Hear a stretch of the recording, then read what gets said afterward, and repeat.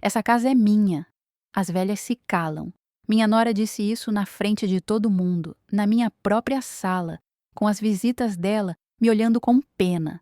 Eu estava ali, de pé, invisível, segurando a bandeja de café que eu preparei, na casa que eu construí com minhas próprias mãos. Meu filho fingiu que não ouviu. Abaixou a cabeça, como sempre. O silêncio era tão pesado que eu mal conseguia respirar. Achei que nada poderia ser pior do que aquilo, até que a campainha tocou.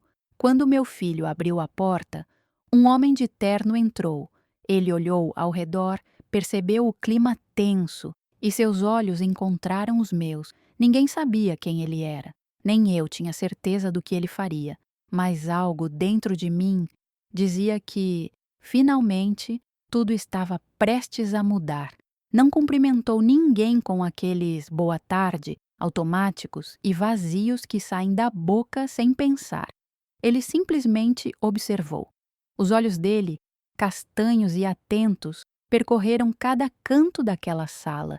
As visitas tensas no sofá, segurando xícaras de café que já deviam estar frias. Cristina, de pé no meio do ambiente como uma rainha destronada no meio de um discurso. Ricardo, parado ao lado dele na porta, sem saber para onde olhar.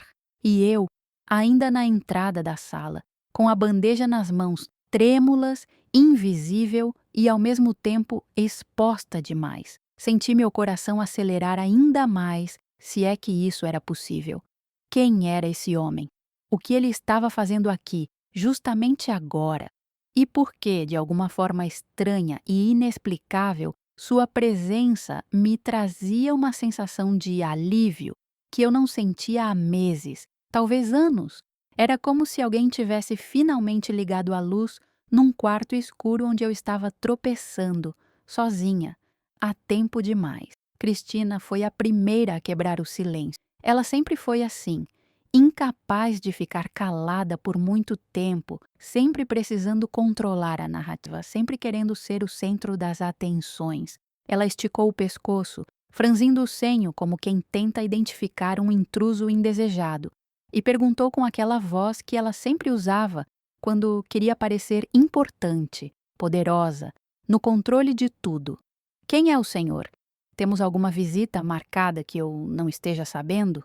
A voz dela tinha um tom de impaciência mal disfarçada, quase de irritação, como se a presença dele fosse um incômodo que ela precisasse resolver rapidamente para voltar ao seu palco, ao seu show. Ricardo, meu filho, meu único filho, estava ao lado do homem, visivelmente desconfortável. Ele abriu a boca para dizer alguma coisa, depois fechou sem emitir som.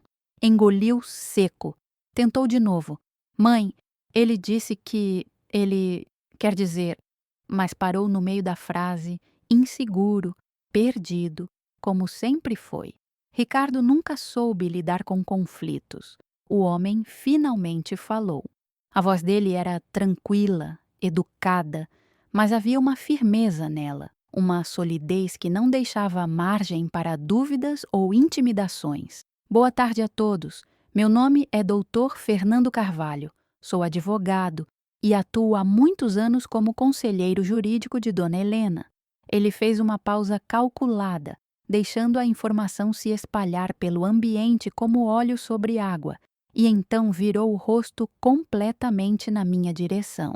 Seus olhos encontraram os meus quando ele disse meu nome completo, Helena Moreira dos Santos, e pela primeira vez em meses, talvez anos, senti que alguém me via de verdade, não como uma velhinha descartável que estava ali de favor, não como um peso morto, não como uma intrusa na própria casa, mas como uma pessoa, como alguém com direitos, como Helena, como eu.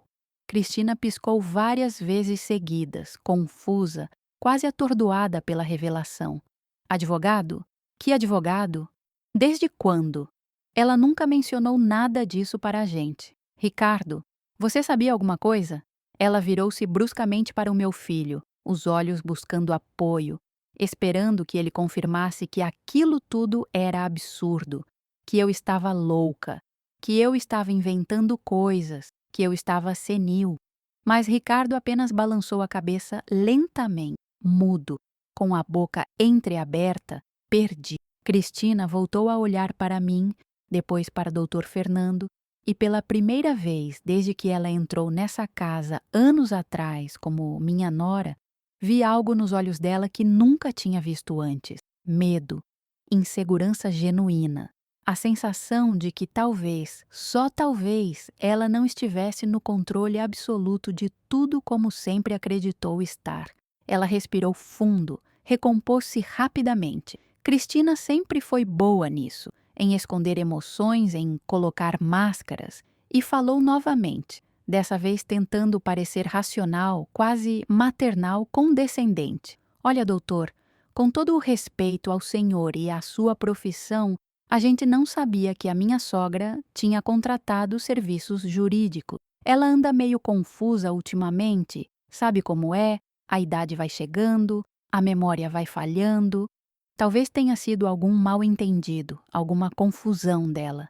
Confusa?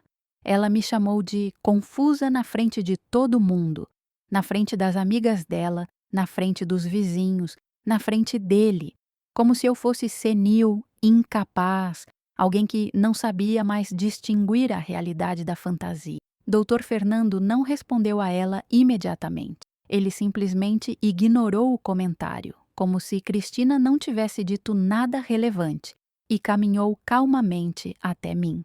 Passos firmes, decididos, mas respeitosos. Parou bem na minha frente, a uma distância educada, estendeu a mão direita com um respeito genuíno que eu não recebia há tanto tempo e disse baixinho, só para mim, com aquela voz que carregava gentileza e seriedade ao mesmo tempo: Dona Helena, podemos conversar sobre os assuntos que a senhora me solicitou?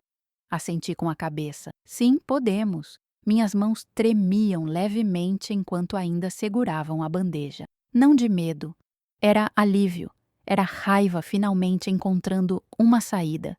Era o peso absurdo de meses inteiros de humilhação, de silêncio forçado, de invisibilidade completa, finalmente começando a ser levantado dos meus ombros cansados. Com cuidado, coloquei a bandeja sobre a mesa de centro. Respirei fundo, tentando acalmar o coração que batia descompassado. O ar entrou nos pulmões queimando um pouco, carregando junto toda a tensão acumulada. Eu sentia todos os olhares sobre mim naquele momento. As amigas de Cristina tinham parado completamente de fingir que estavam conversando entre si sobre amenidades. O casal de vizinhos olhava com aquela curiosidade. Cristina tinha os braços cruzados rigidamente sobre o peito, a boca apertada numa linha fina e tensa, tentando manter a compostura, tentando parecer no controle, mas eu via perfeitamente a tensão real nos ombros dela. Ricardo estava pálido, quase esverdeado, com aquela expressão de quem comeu algo estragado. E eu estava de pé, firme, ereta. Pela primeira vez em muito tempo, eu não estava curvada sob o peso da humilhação. Não estava encolhida tentando ocupar o menor espaço possível. Não estava desaparecendo nas sombras da minha própria casa. Podemos conversar sim, Dr. Fernando, respondi, e minha voz saiu muito mais forte do que eu esperava. Firme, clara, sem tremor, sem hesitação. Cristina imediatamente deu um passo à frente, tentando desesperadamente retomar o controle da situação que estava escapando rapidamente de suas mãos. Olha, agora realmente não é hora. Ela disse num tom que tentava ser autoritário, mas que soava cada vez mais desesperado. Estamos recebendo visitas, como o senhor pode ver. Qualquer assunto particular que minha sogra tenha com o senhor pode perfeitamente esperar até depois, não é mesmo? Podemos marcar outro dia, com calma.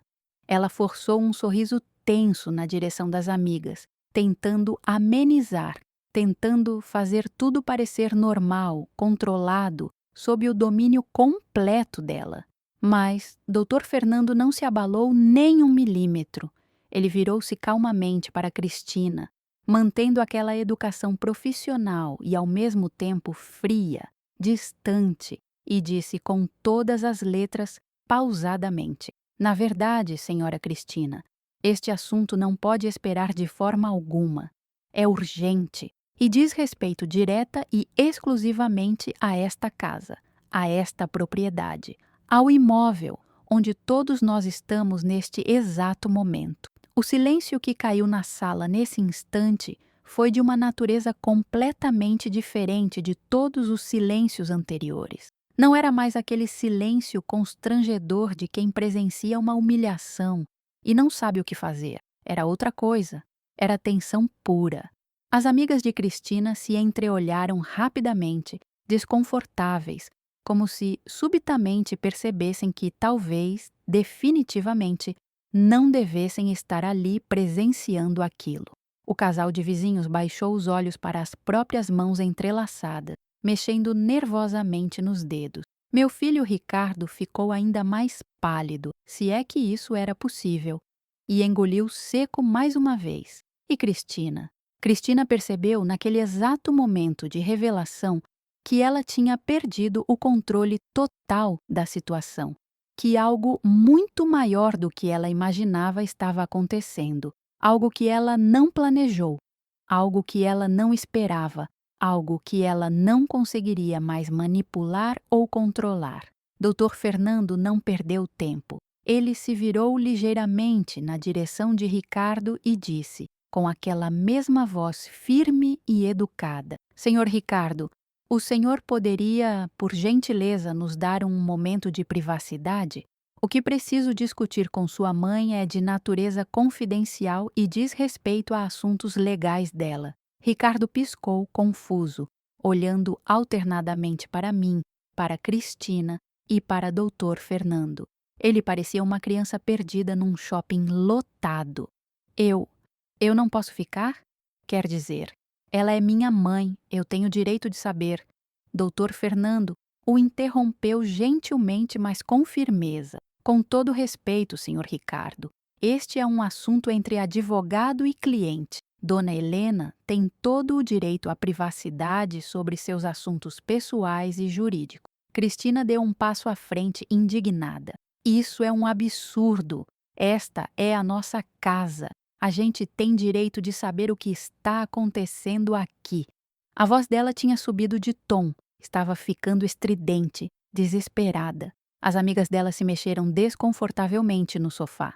Uma delas, a Simone, murmurou algo sobre precisar ir embora logo, mas Cristina lançou um olhar tão fulminante na direção dela que a mulher se calou imediatamente e voltou a afundar no sofá com os olhos baixos. Dr. Fernando virou-se para Cristina com aquela calma imperturbável.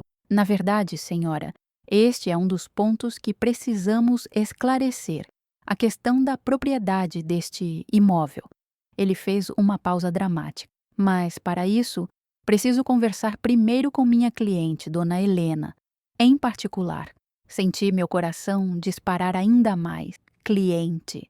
Ele me chamou de cliente, não de velhinha confusa, não de coitada. Cliente. Alguém com direitos, alguém com voz. Cristina abriu a boca para protestar novamente, mas Dr. Fernando já tinha se virado para as visitas. Senhoras, senhores, peço desculpas pelo constrangimento, mas seria melhor se pudessem nos dar privacidade por alguns minutos. Tenho certeza de que compreendem. Não era um pedido, era uma ordem educada, mas uma ordem. O casal de vizinhos se levantou imediatamente, claramente aliviados, por terem uma desculpa para sair daquela situação desconfortável. Claro, claro, sem problema, o homem disse, já puxando a esposa pelo braço. A gente já estava saindo mesmo. Eles praticamente correram para a porta. As amigas de Cristina demoraram um pouco mais, olhando para ela em busca de orientação. Cristina estava vermelha de raiva, os punhos cerrados, mas não tinha escolha. Tudo bem, ela disse entre dentes. Simone, Patrícia, vamos lá para o quarto. Vamos dar privacidade. A forma como ela disse a palavra privacidade estava carregada de sarcasmo e veneno. Ela passou por mim sem olhar, seguida pelas duas amigas constrangidas. Ricardo ficou parado ali, sem saber o que fazer. Mãe, eu finalmente encontrei minha voz. Vai, Ricardo, vai com ela. Minha voz saiu mais fria do que eu pretendia, mas era honesta. Ele hesitou por mais um segundo, depois baixou a cabeça e seguiu Cristina. Quando finalmente ficamos sozinhos, eu e Dr. Fernando, senti como se um peso gigantesco tivesse sido tirado do meu peito. Ele se virou para mim e sorriu pela primeira vez, um sorriso pequeno, mas genuíno. Dona Helena, a senhora está bem? Precisa sentar? Um copo d'água? Balancei a cabeça. Estou bem. Estou aliviada. Ele assentiu compreensivo. Imagino que tenha sido difícil aguentar tudo isso sozinha por tanto tempo. Não consegui responder. As lágrimas vieram de repente, incontroláveis. Não era choro de tristeza, era liberação. Era alguém finalmente reconhecendo que eu tinha sofrido, que eu tinha sido maltratada, que eu não estava louca. Dr. Fernando discretamente me ofereceu um lenço limpo que tirou do bolso do paletó. Chore o quanto precisar, Dona Helena. A senhora merece esse momento. Sequei as lágrimas, respirei fundo algumas vezes, tentando me recompor. Desculpe, murmurei. Não é nada, ele disse gentilmente. Agora, vamos tratar do que realmente importa. Vamos garantir que a senhora recupere o controle da sua própria vida. Ele abriu a pasta de couro e começou a tirar documentos organizados em pastas plásticas. Reconheci alguns: a escritura da casa, certidões antigas, recibos de IPTU. Mas havia outros que eu não conhecia. O que é tudo isso? Perguntei. Ele sorriu, dessa vez um sorriso mais largo, quase satisfeito. Isso, Dona Helena, é a prova de tudo. Tudo o que a senhora me contou, tudo o que a senhora suspeitava, tudo o que eu investiguei. E posso garantir, a senhora está completamente certa e completamente protegida pela lei. Como começou tudo isso? Como a senhora chegou a construir esta casa? Sentei-me finalmente, meu corpo agradecendo pelo descanso, e comecei a contar. Comecei do começo. Esta casa não apareceu do nada, doutor. Ela tem história, tem suor, tem cada centavo que eu e meu falecido marido, Antônio, ganhamos ao longo de mais de 30 anos de trabalho duro. Minha voz tremeu um pouco ao mencionar Antônio, mas continuei. A gente se casou jovem, em 1982. Eu tinha 22 anos, ele tinha 25. Ele era marceneiro, trabalhava numa oficina pequena, mas era um homem honesto, trabalhador, de palavra. Dr. Fernando escutava atentamente, fazendo pequenas anotações num bloco. E como conseguiram comprar o terreno? Foi em 1987. Antônio sofreu um acidente de trabalho. Ele machucou a mão esquerda numa serra elétrica da oficina. Foi horrível. Sangue por todo lado. Ele perdeu parte de 2 dedos, o indicador e o médio. Na época, achamos que era o fim do mundo. Como ele ia trabalhar com marcenaria sem os dedos? Mas a empresa teve que pagar uma indenização. Não foi uma fortuna, mas na época, em 1987, eram uns 15 mil cruzados, que dava para comprar alguma coisa. A gente podia ter guardado esse dinheiro, podia ter usado para outras coisas, mas a gente decidiu. Vamos comprar um terreno, vamos ter algo nosso. Fiz uma pausa, lembrando daquele dia. Encontramos este terreno aqui. Era só mato, doutor. Não tinha muro, não tinha rua asfaltada, mal tinha luz elétrica por perto. Era um lote afastado, numa área que ninguém queria na época, mas era o que a gente podia pagar, e era nosso. Dr. Fernando sorriu. E a construção? A construção foi aos poucos, levou anos. Antônio fazia toda a parte de madeira, as portas, as janelas, os batentes, tudo ele mesmo esculpia e montava. Eu trabalhava como cozinheira num restaurante popular no centro da cidade.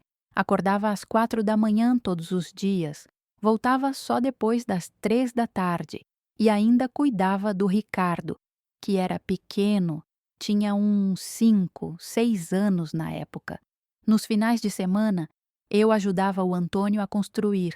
Carregava baldes de água, de areia, de cimento, misturava a massa, segurava as tábuas enquanto ele pregava. A gente levou 4 anos para terminar a casa do 4 anos suando, economizando cada centavo, comprando material aos poucos, tudo feito com nossas próprias mãos. Lembro do cheiro de cimento fresco, misturado com o cheiro de serragem que o Antônio trazia da oficina.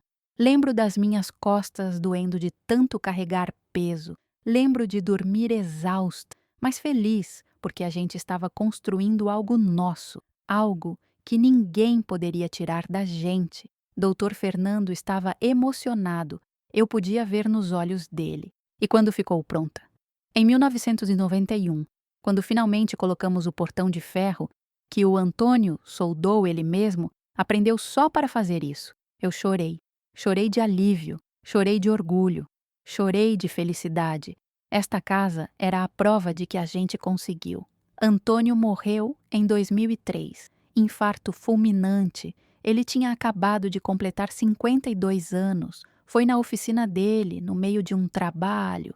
Disseram que ele não sofreu, que foi rápido. Mas eu sofri, doutor. Sofri muito. Fiquei sozinha com o Ricardo, que tinha 17 anos, revoltado, difícil, perdido sem o pai. Mas eu não desisti. Continuei trabalhando, paguei curso técnico, dei estrutura, fiz tudo sozinha. Doutor Fernando colocou a mão sobre a minha, um gesto de compaixão genuína. A senhora é uma mulher forte, dona Helena, muito forte. Balancei a cabeça, a emoção apertando minha garganta. E foi justamente por isso, doutor, por tudo que eu fiz, por tudo que eu dei, por todo o sacrifício. Foi por isso que doeu tanto quando ele se casou com a Cristina e, aos poucos, eu comecei a virar invisível dentro da minha própria casa. Ela era secretária numa empresa de informática onde o Ricardo trabalhava como técnico.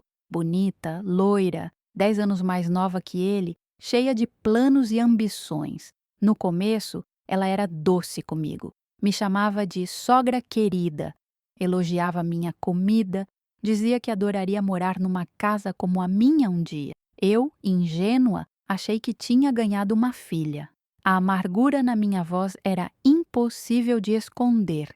Quando eles se casaram, em 2016, numa cerimônia simples no cartório, eu ofereci a casa. Falei: morem aqui comigo, a casa é grande, tem espaço para todo mundo, e assim a gente se ajuda mutuamente. Ricardo adorou a ideia. Cristina também pareceu gostar, mas hoje eu sei que ela já estava calculando. Doutor Fernando franziu o senho. Calculando o quê? Calculando como ficar com tudo, como me tirar da jogada, como transformar minha casa na casa dela. Fiz uma pausa, a raiva crescendo dentro de mim. Nos primeiros meses tudo corria bem, doutor. Ela e Ricardo ficaram com o quarto maior, que antes era meu. O quarto principal, com banheiro privativo, armário embutido, tudo. Eu me mudei para o quarto menor, nos fundos, ao lado da área de serviço. Não me importei na época. Pensei, eles são um casal, precisam de espaço, de privacidade, de intimidade. Eu estava feliz em ter companhia, em não ficar mais sozinha nessa casa grande. Mas as coisas começaram a mudar, doutor Fernando completou, prevendo. Sim, devagar, mas mudaram. Primeiro foram pequenos detalhes que eu tentei ignorar. Cristina começou a comprar coisas novas para a casa: cortinas, tapete, quadros, almofadas, sem me perguntar, sem me consultar sobre nada. Quando eu comentava gentilmente que não precisava trocar, que o que tinha estava bom, ela sorria com desdém e dizia: sogra, a senhora tem um gosto tão antigo, tão ultrapassado. A gente precisa modernizar isso aqui. Sentia a indignação voltar. Gosto antigo. Ela chamava de antigo o que era memória, o que era história, Aqueles quadros que ela tirou eram presentes que eu ganhei ao longo dos anos. Aquelas cortinas que ela trocou, eu mesma costurei, ponto por ponto. Mas para ela, era tudo velho, descartável, sem valor. Dr. Fernando continuava anotando. E depois? Depois, ela começou a convidar amigas para almoçar sem me avisar. Eu chegava do mercado, cansada, carregando sacolas pesadas, e encontrava a casa cheia de gente estranha, usando minha louça, sentada na minha mesa, espalhadas na minha sala. E Cristina me apresentava sempre do mesmo jeito. Essa é a Helena, a mãe do Ricardo, que mora aqui com a gente. Como se eu fosse hóspede, como se a casa não fosse minha, como se eu morasse na casa dela e não o contrário. A voz de Dr. Fernando ficou mais séria. E o Ricardo? Ele não via nada disso? Dei uma risada amarga. Ver, ele via, mas fazer alguma coisa? Nunca. Tentei conversar com ele várias vezes. Filho, eu dizia, você acha certo isso que ela está fazendo? Mudando tudo, decidindo tudo sozinha, sem nem me consultar? E sabe o que ele respondia? Dr. Fernando esperou. Mãe, ela só quer deixar a casa mais bonita, mais moderna. Não leva a mal. Ela está tentando ajudar. Ajudar. Como se eu precisasse de ajuda. Como se eu é que fosse o problema. Respirei fundo, tentando controlar a emoção. Mas eu levava a mal, doutor, porque não era sobre cortina ou tapete ou quadro na parede. Era sobre respeito. Era sobre reconhecer que aquela casa tinha uma dona, e essa dona era eu, não ela. Dr. Fernando assentiu compreensivo. E as coisas continuaram piorando? Aos poucos, Cristina foi tomando conta de tudo. Ela trocou a fechadura da porta da frente. Imagine isso, doutor. A fechadura da minha porta. E me deu uma cópia da chave nova, como se estivesse me fazendo um imenso favor. Ela começou a falar para as pessoas lá fora, para os vizinhos, para as amigas dela, que ela cuidava de mim, como se eu fosse uma velhinha incapaz, como se eu fosse um peso, uma responsabilidade que ela tinha assumido generosamente. As lágrimas voltaram, mas dessa vez eram de raiva. E eu, como uma idiota, deixei tudo isso acontecer. Deixei porque não queria brigar, porque não queria criar conflito. Deixei porque tinha medo de perder meu filho, de ele escolher ela e me abandonar de vez. Deixei porque, no fundo, ainda acreditava tolamente que as coisas iam melhorar com o tempo. Mas não melhoraram, Dr. Fernando. Só pioraram. Muito pior. E olhei para o papel. Era um requerimento de certidão atualizada do cartório. Como o senhor sabe, ele sorriu tristemente, porque foi quando a senhora me procurou pela primeira vez, lembra?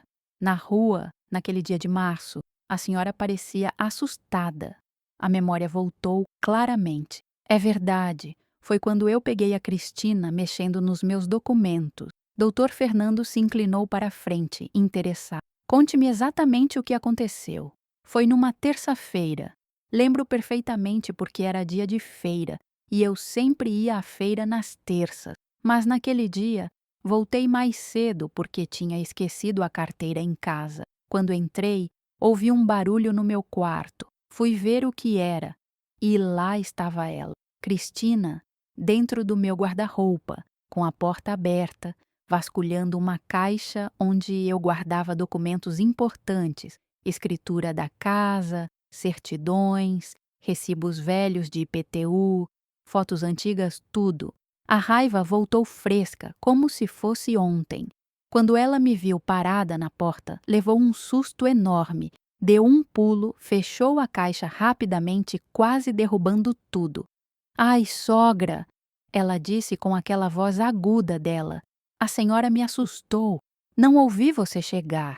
E eu perguntei com toda a calma que consegui reunir. O que você está fazendo no meu quarto, no meu armário? E sabe o que ela respondeu? Dr. Fernando esperou. Ela riu. Deu uma risadinha nervosa e disse: estava só procurando um cobertor. Faz tanto frio à noite, né? Achei que a senhora tivesse um guardado aqui. Um cobertor, doutor. Ela estava com uma caixa de documentos nas mãos e me disse que estava procurando um cobertor. Minha voz tinha subido de tom, a indignação transbordando.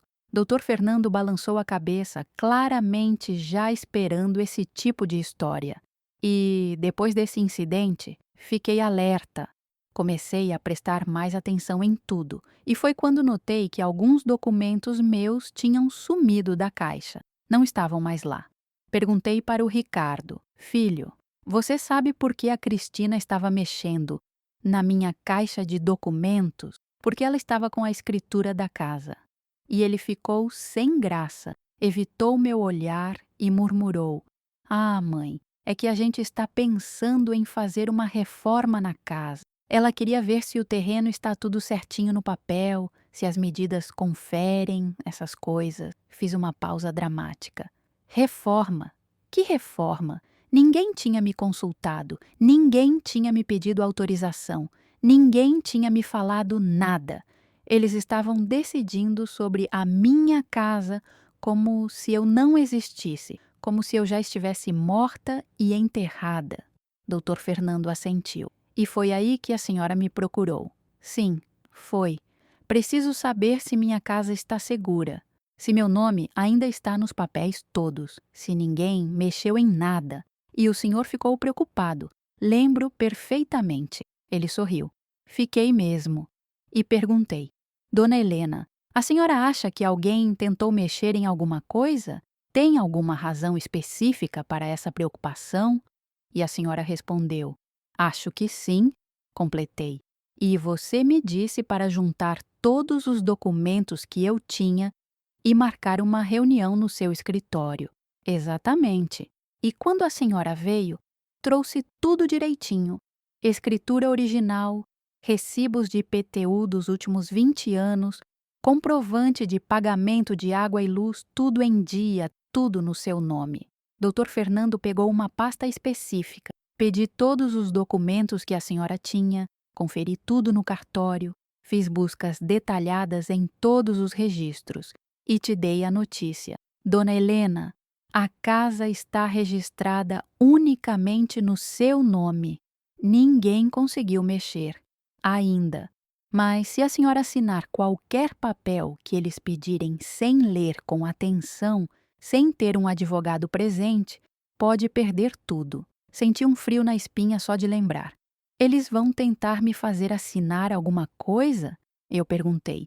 E você olhou para mim com seriedade e disse: se eles precisarem, vão tentar. E vão fazer parecer que é pelo bem da senhora, pela segurança da senhora, pela saúde da senhora. Fique atenta. Não assine nada sem me mostrar antes. Nores, respirei fundo. Saí daquela reunião diferente, doutor. Mais desperta, mais consciente, mais preparada. E foi a partir dali que comecei a juntar provas de tudo, a observar cada movimento deles, a anotar cada humilhação, a me preparar para o dia em que eu teria que enfrentar a verdade. Meu filho e minha nora queriam me tirar da minha própria casa, queriam me apagar, queriam ficar com tudo. Teve um domingo, em maio do ano passado, que ela convidou a mãe dela e as duas irmãs para almoçar. Eu fiz toda a comida. E o que aconteceu? Dr. Fernando perguntou gentilmente. Quando sentamos para comer, a mãe de Cristina, Dona Marli, olhou ao redor e comentou em voz alta: Que casa linda vocês têm! Dá para ver claramente que a Cristina tem muito bom gosto para decorar. Tudo tão moderno, tão arrumado. E Cristina sorriu toda orgulhosa e respondeu: Obrigada, mãe. É que eu reformei quase tudo aqui. Estava bem, ultrapassado, bem antigo mesmo. Mas agora está ficando do jeito que eu sempre sonhei. A indignação voltou. Ultrapassado, antigo. Ela estava falando da minha casa, doutor, das minhas coisas, do meu gosto, do trabalho de uma vida inteira. E eu ali, sentada na ponta da mesa, abaixei a cabeça e continuei comendo em silêncio, engolindo a humilhação junto com a comida. Ricardo, é claro, não disse absolutamente nada. Ele nunca dizia. Dr. Fernando fez uma anotação. E isso era frequente, constante. A irmã mais nova de Cristina, a Jéssica, perguntou naquele mesmo almoço: "E a senhora, dona Helena? A senhora mora aqui há quanto tempo?" Era uma pergunta simples, inocente. Antes que eu pudesse abrir a boca para responder, Cristina cortou, falando por cima de mim. "Ela mora aqui com a gente, né, sogra? A gente cuida dela. Ela precisa de cuidados na idade dela. Cuida." Como se eu fosse uma inválida. Como se eu não tivesse construído cada tijolo daquela casa com minhas próprias mãos calejadas. Como se eu é que dependesse deles e não o contrário. Minha voz estava tremendo de raiva contida. Eu engoli aquela humilhação, engoli a vergonha, engoli a raiva. Terminei o almoço calada, recolhi os pratos sozinha. Ninguém ofereceu ajuda, é claro. E me retirei para o meu quartinho nos fundos enquanto elas riam e conversavam na sala sobre roupas, sobre festas, sobre futilidades. Fiquei deitada na cama, olhando para o teto rachado, sentindo o peso de cada palavra dita. E foi naquele momento que decidi: não posso mais viver assim. Não posso mais aceitar isso. Dr. Fernando colocou a mão sobre a minha. "A senhora tomou a decisão certa, dona Helena. Mas piorou ainda mais, doutor. Dias depois daquele almoço horrível, Cristina começou a me proibir de receber minhas próprias visitas. Minha amiga Lourdes, que eu conheci no tempo do restaurante, uma amiga de mais de 20 anos, passou lá em casa para tomar um café comigo. Cristina atendeu a porta e disse, na frente dela, sem o menor constrangimento: "A dona Helena não está se sentindo muito bem hoje. Está descansando. Outro dia a senhora volta, tá bom?" E fechou a porta na cara dela. A indignação explodia em mim. Lourdes foi embora sem nem me ver, sem nem saber que eu estava ali. Eu estava na cozinha, perfeitamente bem, ouvindo tudo. Quando confrontei Cristina sobre isso, sabe o que ela fez? Deu de ombros, como se fosse a coisa mais normal do mundo, e disse: "Sogra, a senhora sabe que fica cansada quando tem gente aqui, quando tem visita. Estou só cuidando da sua saúde, da sua qualidade de vida. Eu não estava cansada, eu não estava doente. Eu estava presa, doutor, presa dentro da minha própria casa, presa dentro de uma mentira gigante que ela construiu ao redor de mim, me isolando de tudo e de todos." Doutor Fernando balançou a cabeça, visivelmente revoltado com o que ouvia. "E o dinheiro? Quando ela começou a mexer no dinheiro da senhora?" Esta parte era ainda mais dolorosa. O dinheiro. "Ah, doutor, o dinheiro foi o pior de tudo. Cristina começou a controlar minha aposentadoria. Minha aposentadoria cai na minha conta todo mês no banco. Não é muito, são R$ 2.990, mas é meu. É o resultado de 32 anos de trabalho, de contribuição, de suor." Doutor Fernando fez uma anotação. "E ela tentou ter acesso a esse dinheiro?" "Tentou e conseguiu em parte. Um dia, ela veio até mim com um papelzinho na mão, toda sorridente, e disse: 'Sogra, a gente precisa organizar melhor as contas da casa. Está tudo muito bagunçado. Que tal a senhora passar sua aposentadoria para a conta conjunta que eu e o Ricardo temos? Assim fica muito mais fácil de pagar as contas, de organizar tudo direitinho, de não ter confusão." Fiz uma pausa. Eu recusei na hora, falei firme: "Não, Cristina, meu dinheiro fica na minha conta, na minha conta." E ela fez uma cara de ofendida, de magoada, colocou a mão no peito teatralmente e disse: "A senhora não confia na gente? Depois de tudo que a gente faz pela senhora, a senhora ainda não confia?" Ricardo, mais uma vez, ficou ali sentado em silêncio, olhando para o chão, sem coragem nenhuma de me defender, sem coragem de ficar do meu lado. Dr. Fernando sorriu levemente. "Mas a senhora manteve o dinheiro com a senhora." "Mantive, mas a pressão não parou. Todo mês ela voltava ao assunto, com argumentos diferentes. 'Sogra, seria mais prático. Sogra, a senhora está ficando esquecida. Pode perder o cartão. Sogra, e se a senhora passar mal e precisar que a gente pague alguma coisa urgente?' Pressão constante, sutil, envenenada. E ela conseguiu algum acesso? Doutor Fernando perguntou. Conseguiu de outra forma. Cristina começou a mexer na casa de formas cada vez mais invasivas e caras. Sem me consultar em absolutamente nada, ela pintou a parede da sala inteira de um cinza escuro que deixava tudo sombrio e depressivo. Trocou o piso da cozinha por um porcelanato gelado e escorregadio que me fazia quase cair toda vez que pisava ali com os pés descalços. E o pior de tudo, ela vendeu móveis antigos, móveis que o Antônio tinha feito com as próprias mãos, dizendo que eram velhos demais, que ocupavam espaço desnecessário, que ninguém usava aquilo mesmo. As lágrimas vieram. Eu chorei quando vi que a estante de madeira maciça que o Antônio tinha esculpido, aquela estante linda com detalhes em flores e pássaros, tinha sumido. Onde está a estante do Antônio? Perguntei, tremendo de raiva e tristeza. Cristina nem olhou para mim, continuou mexendo no celular e respondeu com total indiferença. Doei, sogra. Ninguém usava aquilo. Era só peso morto ocupando espaço. Minha voz falhou. Peso morto. Ela chamou a memória do meu falecido marido de peso morto. O trabalho dele, a arte dele, o amor dele em cada detalhe daquela estante. Peso morto. Dr. Fernando estava visivelmente emocionado. E o Ricardo? Ricardo estava na sala naquele momento. Ouviu tudo perfeitamente e não fez nada. Só murmurou sem nem tirar os olhos do celular. Mãe, a gente realmente precisava de mais espaço. A sala estava muito apertada. Saí de lá antes de explodir, antes de gritar, antes de fazer algo que eu me arrependesse. Tranquei-me no meu quarto e chorei. Chorei de raiva, chorei de tristeza profunda. Chorei pela falta absoluta de respeito, pela falta de humanidade. Mas também chorei por mim mesma, porque percebi que estava permitindo tudo aquilo, estava aceitando, estava me tornando invisível dentro da minha própria história. Dr. Fernando ficou em silêncio por um momento, respeitando minha dor. Depois perguntou suavemente: "E foi nesse período que ela tentou transferir a propriedade?" Meu sangue gelou só de lembrar. Foi. Foi exatamente nesse período.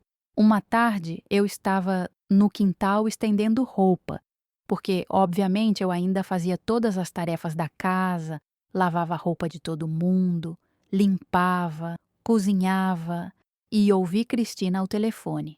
Ela estava na varanda, achando que eu não podia ouvir. E ela disse, clara como o dia: "Sim, querida, a casa já está praticamente no nosso nome. É só questão de tempo mesmo. É só resolver uns papéis. A velha não vai durar muito de qualquer forma." Senti meu sangue gelar completamente. A velha não vai durar muito. Ela estava literalmente esperando eu morrer, doutor. Planejando, contando os dias. "Fernando, por favor, quero que você investigue a fundo. Quero saber se eles já tentaram transferir alguma coisa sem eu saber. Quero saber se existe algum papel, algum documento que eu não conheço. E você trabalhou rápido." Ele abriu o documento. "E o que descobri foi gravíssimo, dona Helena. Cristina tinha ido ao cartório. Tinha levado cópias de documentos seus, provavelmente os que ela fotocopiou quando vasculhou suas coisas. Ela tentou dar entrada numa transferência de propriedade, alegando que a senhora estava cedendo voluntariamente a casa para o casal por motivos de saúde e suposta incapacidade mental. O tabelião, felizmente, é uma pessoa séria e conhece os procedimentos. Ele pediu a presença física da senhora e sua assinatura pessoal, reconhecida com testemunhas. E como a senhora nunca apareceu, o processo ficou parado." Dr. Fernando olhou nos meus olhos. "Mas ela tentou, dona Helena. Ela realmente tentou roubar sua casa." As lágrimas de raiva desceram. "Ela tentou me roubar, tentou me tirar tudo. E isso, juridicamente, configura tentativa de estelionato e apropriação indébita. São crimes graves." Ele fez uma pausa. "Naquele momento, eu disse para minha senhora que poderíamos processar imediatamente, mas a senhora me pediu para esperar." "Pedi", confirmei. Eu disse, "Ainda não, Fernando. Ainda não quero ir para o confronto direto. Quero juntar absolutamente tudo. Quero que ela se entregue completamente. Quero provas irrefutáveis. E quando chegar a hora certa, eu quero que todo mundo veja a verdade. Dr. Fernando sorriu. E começamos a documentar tudo meticulosamente. Sim, os meses seguintes foram de vigilância total. Comecei a anotar tudo num caderninho que escondi debaixo do colchão. Cada humilhação, cada mentira. Cada vez que Cristina falava da casa como se fosse dela, cada vez que meu filho fingia não ver. Guardei recibos de tudo que eu pagava sozinha com minha aposentadoria: água, luz, gás, mercado, telefone. Porque, apesar de Cristina ter dito que organizaria as contas, ela não pagava absolutamente nada, não é? Dr. Fernando completou. Nada. Zero. Quem pagava tudo era eu, com minha aposentadoria de R$ 90 por mês, com o pouco que sobrava do dinheiro que o Antônio deixou guardado. E ainda por cima, ela tinha a cara de pau monumental de dizer para as visitas, para os vizinhos, para quem quisesse ouvir, que ela sustentava a casa, que ela pagava tudo, que ela cuidava de mim. A indignação me sufocava. E teve ainda o absurdo do cartão de crédito. Dr. Fernando assentiu. Ah, sim. Me conte sobre isso. Chegou uma fatura de cartão de crédito no meu nome. Um cartão que eu nunca pedi, que eu nem sabia que existia. Abri o envelope toda confusa e quase desmaiei. 4. R$ 287 de dívida. Compras em lojas caras de roupa, de eletrônicos, em restaurantes chiques, em salão de beleza. Minha voz tremeu de raiva. Fui confrontar Cristina imediatamente. Ela estava na sala, sentada no sofá, pintando as unhas calmamente, ouvindo música. Cristina, o que é isso? Mostrei a fatura. Ela nem piscou. Olhou, deu de ombros e disse com a maior naturalidade do mundo: Ah, isso aí. É que eu precisei comprar umas coisinhas e usei seu CPF para abrir o cartão. Não se preocupa não, sogra. A gente paga depois. Dr. Fernando balançou a cabeça, indignado. Ela usou seus dados pessoais sem autorização. Usou. Fez dívida enorme no meu nome. E ainda falou como se estivesse me fazendo um favor.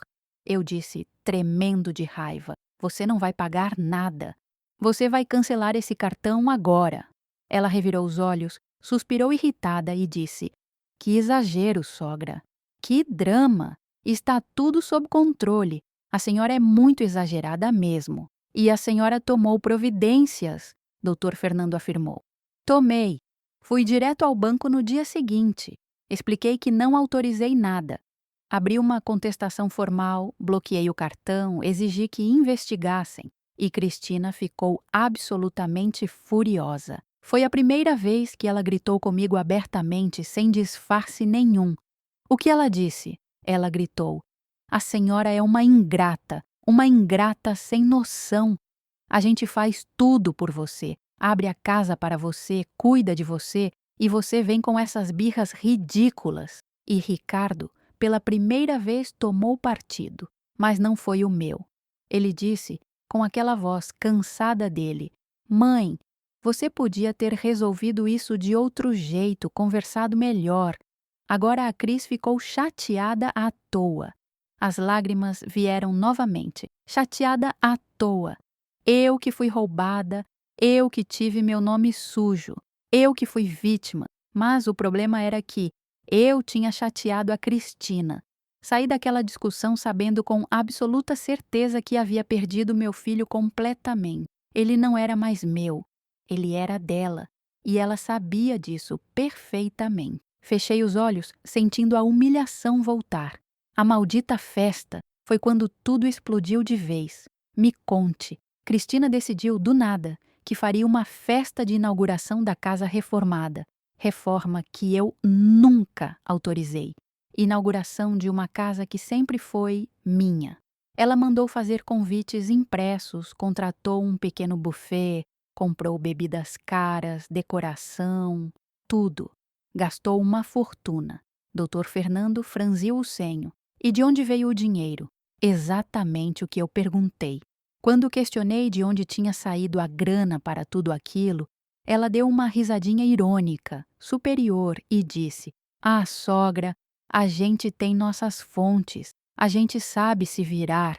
A senhora não precisa se preocupar com isso, não." E foi nessa festa, Dr. Fernando continuou, que aconteceu a humilhação final, a que me fez tomar a decisão definitiva de acabar com tudo aquilo de uma vez. Foi, confirmei, a voz pesada, aquela festa horrível, cheia de gente que eu não conhecia, cheia de falsidade, de gente superficial. Cristina estava no meio da sala, cercada pelas amigas dela, rindo alto demais, com taças de vinho na mão. Eu, como sempre, estava na cozinha, preparando salgadinhos, servindo, limpando, como uma empregada, invisível. Fiz uma pausa, reunindo forças. Uma das amigas dela, a tal da Simone, perguntou em voz bem alta, para todo mundo ouvir: "Cris, essa casa é incrível! Você comprou recentemente? Deve ter custado uma fortuna." E Cristina, sem pestanejar um segundo, sem um pingo de vergonha, respondeu: "Sim, conseguimos um preço ótimo mesmo. Foi uma pechincha. Estamos reformando aos poucos. Sabe como é? Fazendo do nosso jeito." Dr. Fernando permaneceu em silêncio, deixando-me continuar. Meu coração parou naquela hora, doutor. Ela estava dizendo que comprou a casa que eu construí, a casa que era minha. Saí da cozinha imediatamente. Fui até a sala. As pessoas me olharam com aquela expressão educada e vazia de quem não faz a menor ideia de quem você é. Cristina percebeu minha presença e ficou tensa por um breve momento, mas não parou. Não se retratou. E foi quando ela disse, Dr. Fernando completou suavemente, foi quando ela disse, alto e claro, com absoluto desprezo na voz, olhando diretamente para mim: "Essa casa é minha." As velhas se calam. As lágrimas desceram livremente agora. O silêncio que caiu foi total, absoluto. Ninguém respirava, ninguém se mexia. Eu senti minhas pernas bambas, quase desabei ali mesmo. Meu filho, Ricardo, estava sentado num canto, mexendo no celular, fingindo que não tinha ouvido nada, fingindo que aquilo não tinha acontecido. E foi exatamente nesse momento que eu toquei a campainha. Dr. Fernando disse: "Foi."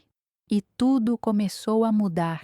Recibos de pagamento de IPTU dos últimos 20 anos, todos pagos pela senhora, todos em seu nome. Abriu outra pasta. Terceira prova: comprovantes de pagamento de água, luz, gás, telefone, tudo pago com sua aposentadoria, tudo em seu nome. Ele continuou metodicamente. Quarta prova: o registro da tentativa de transferência fraudulenta no cartório, que foi bloqueada graças à competência do tabelião. Isso aqui, dona Helena, é ouro puro para nós. Prova incontestável de tentativa de crime. Pegou mais um documento. Quinta prova: a abertura do cartão de crédito em seu nome sem autorização que a senhora contestou no banco. Aqui estão todos os protocolos. Eu olhava admirada para tudo aquilo. O senhor juntou tudo. Juntei e tem mais. Ele puxou uma pasta maior. Estas são as fotos que tirei dos bens que foram vendidos sem sua autorização. Consegui rastrear a estante do seu falecido marido. Ela foi vendida numa loja de móveis usados por 800 reais. O dinheiro foi para a conta da Cristina. Senti a raiva voltar. Ela vendeu por 800 reais algo que não tinha preço, que era memória pura. E este, ele continuou, é o documento mais importante de todos. Colocou na minha frente uma certidão atualizada, certidão negativa do cartório atualizada ontem. Comprova de forma absoluta e incontestável que esta casa pertence única e exclusivamente à senhora. Nenhuma transferência foi feita, nenhuma alteração existe. Você é a única e legítima proprietária. Minhas mãos tremeram ao segurar o papel. E agora? Dr. Fernando sentou-se novamente, olhando diretamente nos meus olhos. Agora, dona Helena, chegou a hora. A senhora tem 3 opções. Primeira, expulsá-los imediatamente da casa através de uma notificação extrajudicial. Segunda, entrar com processo de despejo judicial. Terceira, além de expulsá-los, processar Cristina criminalmente por tentativa de estelionato e apropriação indébita. Respirei fundo.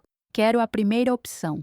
Quero que eles saiam, mas quero fazer isso hoje, agora, na frente de todo mundo que está aqui. Dr. Fernando sorriu. É exatamente por isso que eu vim agora. Preparei tudo para este momento. Ele pegou outro documento. Esta é a notificação extrajudicial. Já está pronta, assinada por mim. Só falta sua assinatura. Ela dá 30 dias para que Ricardo e Cristina desocupem voluntariamente o imóvel. Se não cumprirem, entramos automaticamente com ação de despejo. E o processo criminal? Perguntei. Podemos abrir quando a senhora quiser, mas minha sugestão é: primeiro, resolva a situação da casa. Depois, se quiser, processamos ela. Porque uma vez que ela estiver fora daqui, fora da sua vida, talvez a senhora nem queira mais gastar energia com isso. Pensei por um momento. Ele tinha razão. Está bem, vamos começar tirando eles daqui. Dr. Fernando assentiu. Então, vamos lá. Vamos chamar todo mundo de volta e fazer isso oficialmente. As demais pessoas também. Precisamos resolver isso agora. Ouvi passos pesados, vozes baixas, movimento. Cristina apareceu primeiro, o rosto vermelho, os olhos inchados. Estava claro que ela tinha chorado, mas não eram lágrimas de arrependimento. Eram lágrimas de raiva, de frustração, de quem foi pego em flagrante. As 2 amigas dela vieram atrás, constrangidas, claramente querendo estar em qualquer outro lugar. Ricardo veio por último, arrastando os pés, pálido, derrotado. Todos se sentaram em silêncio pesado. Dr. Fernando ficou de pé, assumindo o controle total da situação. Muito bem. Vou ser breve e direto porque não há necessidade de prolongar isso. Dona Helena me contratou para resolver uma situação que vem se arrastando há anos. Após investigação completa, chegamos às seguintes conclusões jurídicas. Ele pegou a escritura. Primeiro, esta casa pertence e sempre pertenceu, exclusiva e unicamente a Dona Helena Moreira dos Santos. A propriedade foi registrada em seu nome em 1991 e nunca houve transferência legal. Cristina tentou interromper, mas Dr. Fernando levantou a mão, cortando-a. Por favor, deixe-me terminar. Segundo, ele continuou. Identificamos uma tentativa de transferência fraudulenta de propriedade realizada pela senhora Cristina em março deste ano. A senhora se apresentou no cartório com documentos da Dona Helena, tentando transferir a propriedade alegando cessão voluntária por motivos de saúde. Isso configura crime de tentativa de estelionato. O silêncio era absoluto. Até as amigas de Cristina estavam boquiabertas. Terceiro, identificamos abertura de crédito fraudulento em nome de Dona Helena sem autorização dela, gerando dívida de mais de R$ 4.000. Isso configura crime de falsidade ideológica e estelionato. Ricardo estava verde, Cristina estava congelada. Quarto, identificamos venda não autorizada de bens móveis pertencentes a Dona Helena, com apropriação do valor por parte da senhora Cristina. Isso configura crime de apropriação indébita. Dr. Fernando fez uma pausa. Quinto e último, identificamos diversas humilhações públicas, isolamento social forçado, controle indevido de recursos financeiros e psicológicos característicos de violência patrimonial e psicológica contra idoso, conforme previsto no Estatuto do Idoso. Cada palavra dele caía como uma martelada. Diante de tudo isso, Dona Helena tem pleno direito legal de tomar as seguintes providências: expulsão imediata de ambos do imóvel, processo criminal contra a senhora Cristina e ação de indenização por danos morais e materiais. Cristina finalmente explodiu. Isso é um absurdo. Eu cuidei dela, A senhora tentou roubar a casa dela. Dr. Fernando rebateu firme. A senhora tentou declarar ela incapaz. A senhora abriu crédito fraudulento no nome dela. E a senhora teve a audácia de humilhá-la publicamente dizendo que a casa era sua. Cristina não tinha resposta. Ela olhou ao redor, procurando apoio, mas não encontrou nada além de olhares de julgamento. Até as amigas dela desviavam o olhar. Ricardo estava com a cabeça baixa, incapaz de encarar qualquer um. Dr. Fernando puxou o último documento. Esta é uma notificação extrajudicial. Vocês dois têm 30 dias corridos a partir de hoje para desocupar completamente este imóvel. Caso não o façam voluntariamente, entraremos com ação judicial de despejo. E quanto aos crimes, Dona Helena ainda decidirá se deseja ou não processar criminalmente. Ele colocou o papel na mesa. Alguma dúvida? Ninguém respondeu. O silêncio era ensurdecedor. Eu a ouvia chorando ao telefone com a mãe dela, com as irmãs, recontando uma versão completamente distorcida e falsa dos fatos. Ricardo tentou conversar comigo algumas vezes, mas eu não tinha absolutamente mais nada a dizer a ele. As palavras tinham acabado. A confiança tinha morrido. O amor de mãe, embora ainda existisse em algum lugar profundo e dolorido do meu coração, estava enterrado sob camadas de traição e decepção. Dr. Fernando tinha me orientado detalhadamente sobre o que fazer. Dona Helena, infelizmente, em casos assim, é extremamente comum que a outra parte tente sabotar, criar dificuldades ou até danificar o imóvel propositalmente. A senhora precisa se proteger completamente, seguir todas as orientações dele à risca. No sábado pela manhã, enquanto eles tinham saído para resolver alguma coisa, provavelmente procurar um lugar para morar, chamei um chaveiro de confiança e troquei todas as fechaduras da casa. A da frente, a dos fundos, até a do portão.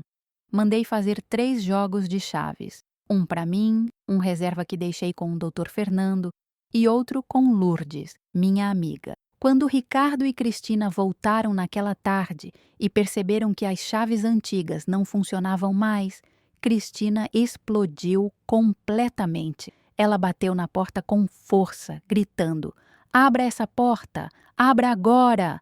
Como a senhora ousa trocar a fechadura? A senhora não tem direito de fazer isso." Abri a porta calmamente. "Vocês não têm mais chaves desta casa. Vocês ainda moram aqui por mais 25 dias. Não vão mais precisar de chaves." Cristina estava descontrolada. "A senhora trocou a fechadura. A senhora não confia na gente. Isso é um absurdo." Eu a encarei diretamente nos olhos pela primeira vez em anos. Não confio mesmo, e tenho todos os motivos do mundo para isso. Ela tentou empurrar a porta, entrar à força, mas eu mantive minha posição. Se vocês tentarem qualquer coisa, qualquer dano à propriedade, qualquer ameaça, eu ligo para a polícia imediatamente. Dr. Fernando me orientou sobre todos os meus direitos. Ricardo tentou intervir com aquela voz mansa e covarde dele. "Mãe, por favor, não precisa ser assim. A gente não vai fazer nada de errado." "Eu sei que não vão", respondi friamente, "porque agora eu estou protegida." Além de mudar as fechaduras, instalei 3 câmeras de segurança. Uma na sala, uma na cozinha, uma no corredor. Pequenas, discretas, mas funcionais. Quando Cristina viu as câmeras, ficou ainda mais furiosa. "Agora a senhora está nos vigiando." Isso é invasão de privacidade. Dr. Fernando tinha me preparado para essa. "A casa é minha. Eu instalo câmeras se eu quiser. Se vocês não gostam, podem sair antes dos 30 dias." Ela não teve resposta para isso. A verdade, crua e direta, não deixava espaço para manipulação. Naquela noite, deitada na minha cama, ouvi Cristina e Ricardo discutindo no quarto deles. Vozes alteradas, acusações, culpas sendo jogadas de um lado para o outro. Você não fez nada, que ela gritava. Você ficou ali parado como sempre, sem me defender. Defender você de quê? Ricardo rebatia. Você tentou roubar a casa da minha mãe. O que você esperava? Eu fiz tudo por nós. Ela chorava. Por nosso futuro. E você não tem coragem de me apoiar. Não tem apoio para crime, Cristina. Você cometeu um crime. Foi a primeira vez que ouvi meu filho admitir a verdade em voz alta. E embora não mudasse nada entre nós, embora não apagasse a traição, me deu uma pequena e amarga satisfação. Não ofereci ajuda, não demonstrei piedade. Continuei minha vida, minha rotina, como se eles fossem inquilinos temporários que finalmente estavam indo embora. O prazo estava acabando. Cristina veio até mim com uma última tentativa. Ela estava diferente. Cabelo arrumado, maquiagem leve, roupa bonita. A voz estava suave, quase doce, como nos primeiros dias quando ela chegou na minha vida. Sogra.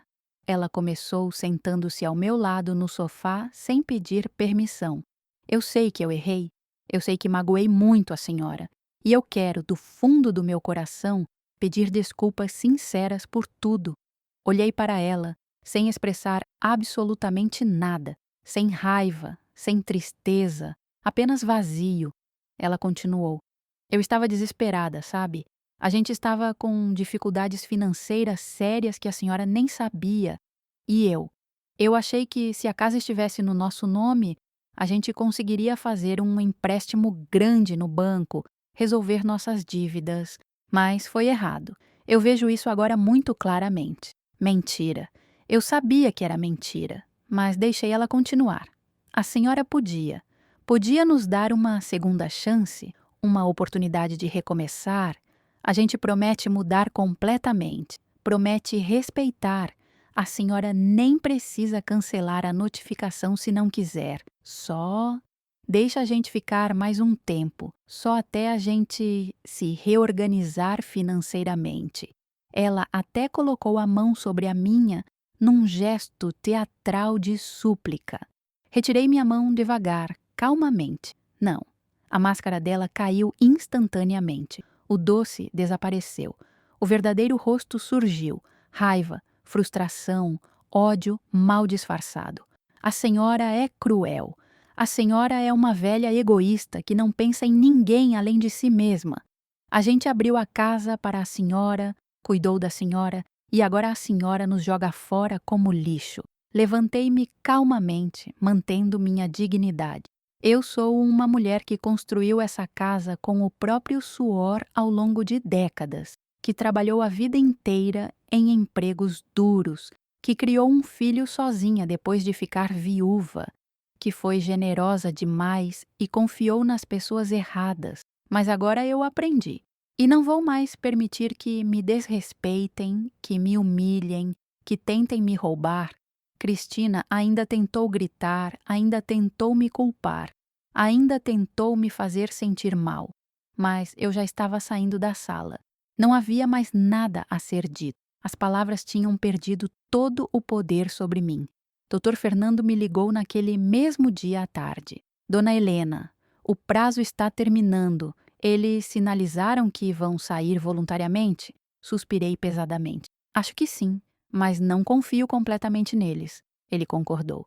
Vamos nos preparar para o pior cenário então. Se no 30º dia eles ainda estiverem no imóvel, no dia seguinte entramos imediatamente com a ação de despejo judicial. Já está tudo preparado.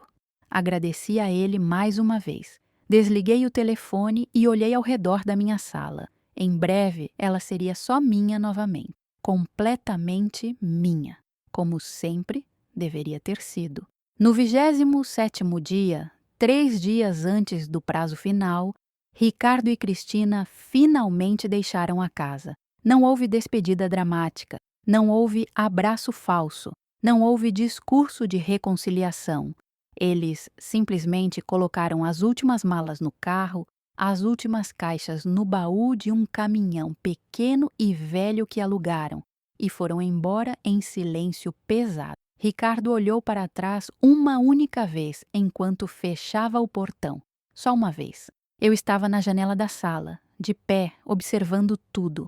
Nossos olhares se cruzaram por breves segundos. Vi tanta coisa naquele olhar dele: arrependimento tardio, vergonha profunda, tristeza, perda. Mas também vi covardia. Vi a escolha que ele fez. Vi o filho que preferiu ficar calado enquanto a esposa destruía a própria mãe. E eu não senti nada, nem raiva, nem tristeza, nem amor, apenas vazio. Apenas o reconhecimento frio de que eu havia perdido meu filho muito antes daquele dia. Ele virou-se e entrou no carro. Cristina já estava no banco do passageiro, olhando fixamente para a frente, recusando-se a olhar para trás. O carro saiu devagar, seguido pelo caminhão. Quando viraram a esquina e desapareceram completamente da minha visão, soltei o ar que nem sabia que estava prendendo. Fechei a porta, tranquei, encostei as costas na madeira sólida e deixei as lágrimas finalmente caírem. Mas não eram lágrimas de tristeza, eram lágrimas de libertação. Eram lágrimas de alívio profundo. Eram lágrimas de quem finalmente recuperou a própria vida. A casa ficou em silêncio, mas era um silêncio completamente diferente de antes. Não era mais o silêncio pesado da humilhação, da tensão constante, do medo. Era silêncio de paz, era silêncio de recomeço, era o silêncio de um espaço que finalmente voltou a ser meu. Dr. Fernando veio me visitar numa tarde ensolarada de sábado. Trouxe um bolo caseiro de fubá que a esposa dele tinha feito especialmente para mim e um buquê simples de margaridas brancas. Sentamos na varanda, tomando café coado, conversando sobre coisas simples e leves, o tempo, as plantas, os vizinhos, os planos para o futuro. Dona Helena, ele disse em determinado momento, a senhora fez a coisa absolutamente certa. Sei que não foi fácil de forma alguma, mas a senhora se defendeu, defendeu seus direitos, e isso é importante, é fundamental. Agradeci a ele de coração. Agradeci pela paciência, pela competência, pelo respeito. Sem o senhor, Fernando, eu teria continuado aceitando tudo calada, encolhida, até sumir completamente. Ele sorriu. A senhora sempre teve força, dona Helena. Eu só ajudei a senhora a lembrar de. Fiquei em silêncio, apenas esperando, dando espaço para ele continuar. Ele respirou fundo do outro lado da linha. Eu sei que eu errei feio, mãe. Eu sei que fui covarde, a Cristina e eu. A gente se separou, oficialmente, acabou. Não senti surpresa, não senti alegria, não senti nada além de uma constatação fria. Era inevitável. E agora você quer voltar? Perguntei diretamente, sem rodeios. Não, mãe. Ele respondeu rápido, quase desesperado. Não é isso, eu só. Só queria que a senhora soubesse que eu sei que errei muito, que eu te abandonei quando você mais precisou de mim, que eu vi ela te humilhar e fiquei calado, que eu vi ela tentar te roubar e não fiz nada. Eu sei disso tudo e eu sinto muito de verdade. Respirei fundo, organizando os pensamentos, as emoções complexas e contraditórias. Ricardo, comecei com a voz firme, mas não cruel. Você era tudo que eu tinha neste mundo, meu único filho. Eu te criei sozinha depois que seu pai morreu. Te dei tudo que eu podia, e muito do que eu não podia também. Trabalhei até me destruir para te dar educação, oportunidades, futuro. E quando eu precisei de você, quando eu precisei que você ficasse do meu lado, que você me defendesse, que você simplesmente reconhecesse que o que estava acontecendo era errado, você me abandonou. Você escolheu ficar calado. Você escolheu ela. Ouvi ele soluçar baixinho do outro lado. Eu sei, mãe. Eu sei. Eu fui um covarde, um filho horrível. Talvez um dia, eu disse lentamente, pesando cada palavra, talvez um dia eu consiga perdoar completamente. Talvez com tempo, com distância, com trabalho interno, eu consiga reconstruir algo. Mas agora não, Ricardo. Agora não consigo.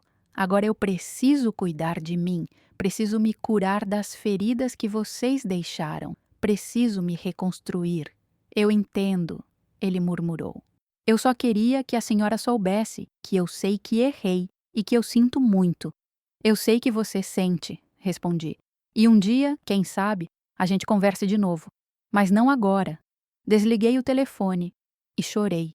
Chorei muito. Não chorei de raiva, não chorei de ódio, chorei de tristeza profunda e genuína, porque eu perdi meu filho. Perdi não para a morte, mas para a covardia, para a omissão, para as escolhas erradas que ele fez. Mas ao mesmo tempo, ganhei algo inestimável de volta. Eu ganhei a mim mesma. Hoje, quando olho para trás com a perspectiva que o tempo e a distância trazem, vejo uma mulher que quase foi completamente apagada, quase foi roubada, quase desapareceu dentro da própria casa, dentro da própria vida. Mas essa mulher acordou, ela se levantou, ela lutou com todas as forças que ainda tinha e ela venceu. A casa é minha novamente, não só no papel, não só juridicamente, mas no sentimento mais profundo.